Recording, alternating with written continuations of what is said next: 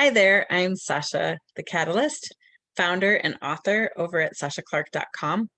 Welcome back to Seekers Week, where seekers from all over the world come together to approach the text of Scripture and take a peek behind the veneer of their favorite translation.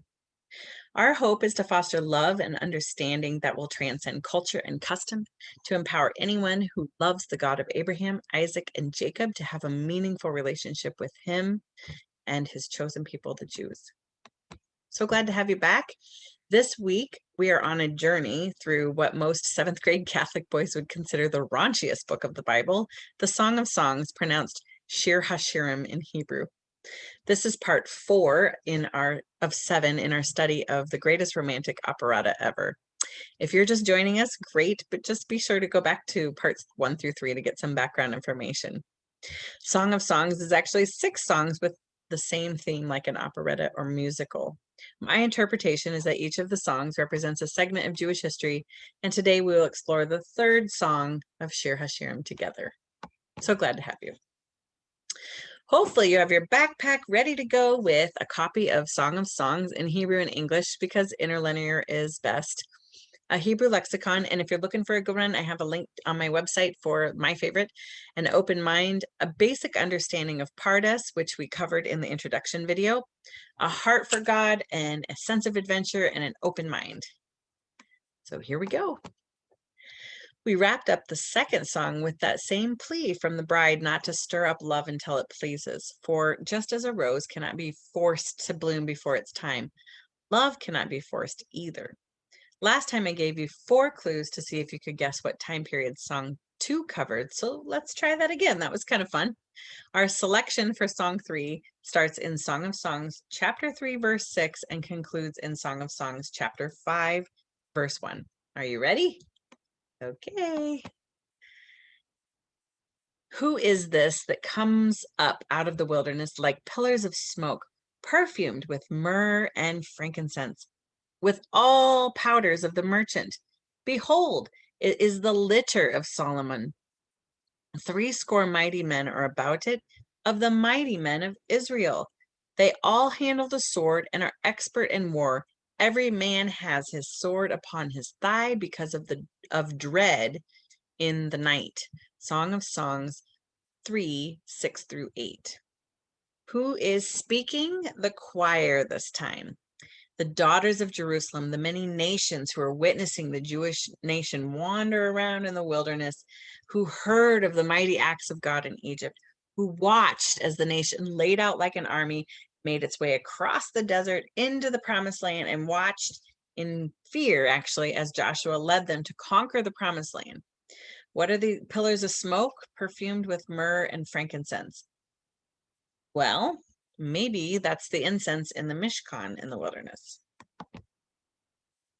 King Solomon made himself a palanquin or chariot of the wood of Lebanon. He made the pillars there of silver, the top thereof of gold, the seal of it purple, the inside thereof being inlaid with love from the daughters of Jerusalem.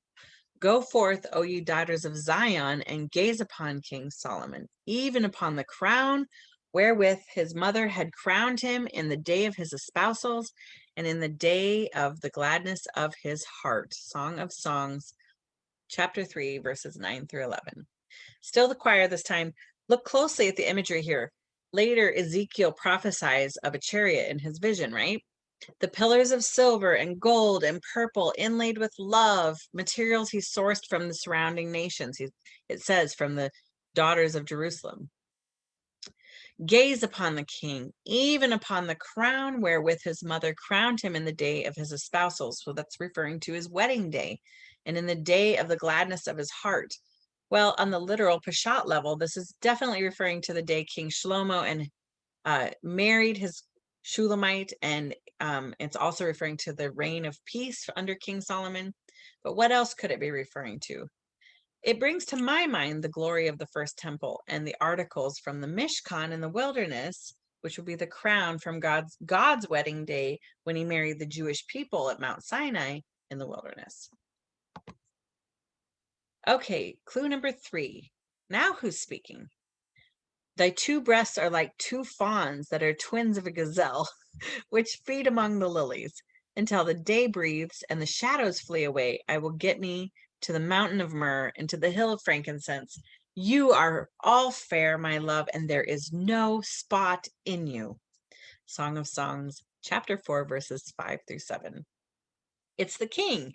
Now, if my memory serves me correctly, and it was a long time ago, this is the verse that got the whole 7th grade class roaring. Again, in the Peshat, it is quite obvious King Shlomo is flirting with his wife. But if we read the allegory into this too, what looks like two fawns, two breasts, and two gazelles? The staves which carried the ark poked through the curtain of the Holy of Holies in a very similar fashion. There is no spot in you, meaning during this period of time, the Jewish people were following the Torah to the best of their abilities, and he found no spot, no blemish in their deeds. Garments are often a remez or an allegory for the mitzvot or the good deeds that we perform. And to be honest with you, good is defined by the Torah, kind of like giving tzedakah to someone who is in need before they have to ask for help. Clue number 4. A garden shut up is my sister, my bride, a spring shut up, a fountain sealed. Thy shoots are a park of pomegranates with precious fruits, henna with spikenard plants, spikenard and saffron, calamus and cinnamon, with all trees of frankincense, myrrh, and aloes, with all the chief spices. Song of Songs, chapter 4, verses 12 through 14. Still the king speaks, and he is now calling the Jewish people a shut up or locked garden. A garden is a remez for the depths of study, pardes, like we talked about in the introduction video. So this selection of scripture could be referring to how the nation is busy doing good deeds, busy studying Torah, and living at peace with one another. The list of spices, spikenard, saffron, calamus, cinnamon, frankincense, myrrh, and aloes, remind me of the recipe for incense in the temple, which is a hands-on, like experiential and visual representation of our sincere prayers before God. The sacred incense, called ketoret in Hebrew, was made up of 10 sweet-smelling fragrances: balsam, onycha, frankincense, musk, cassia, spikenard, saffron, costus or cistus, cinnamon, and agar wood, or what they also call an aromatic bark, and one sour smelling fragrance, which was storax, which we also know in English as galbanum. In addition, they added salt from Sodom and amber from Jordan. Both are devoid of smell, so they're not considered fragrant. And then there was this highly secret ingredient called ma'ale ashan, which in Hebrew literally means makes smoke rise. So the secret ingredient would make the smoke of the incense rise straight up to heaven instead of like spreading out like the incense in this picture. Some commentaries speculate that the ma'ale ashan was made of rose water or rose essence or water with rose oil in it, but it's a closely guarded secret tradition kept by the Avitness family of the Kohanim, and Kohanim means priesthood. Any guesses then? Who, what, or when is this song about? If you guess the period of time from the wilderness through the conquest of Joshua and concluding with a period of peace under the Jewish monarchy, then you are correct, at least according to my allegorical remez interpretation.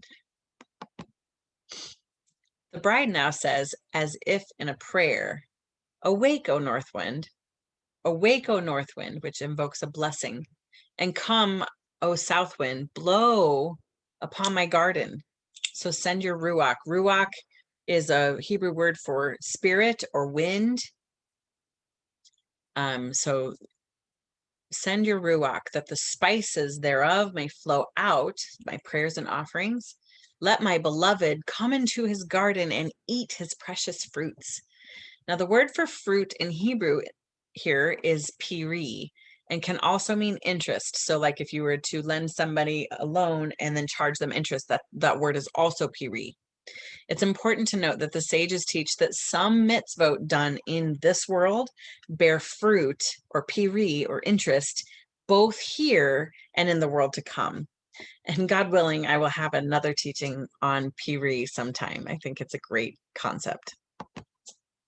So there you have it. Song 3 takes us from the 40 years in the wilderness to the first temple and the holy monarchy. What's going to happen next? They live happily ever after, right? I wish. Where there are roses, there are always thorns. So tune in next time to find out. Again, my name's Sasha the Catalyst. I am the founder and author at sashaclark.com. Thank you so much for your time and attention. We really have covered a lot of ground in our short time together, and I hope that you're finding this series valuable. I hope and pray that you're making connections and seeing things you haven't seen before, and in His strength, just unearthing some beautiful gems that you can hold dear. Of course, you are invited to continue to explore more along the shore of the vast ocean of Scripture with me and uncover even more buried treasure.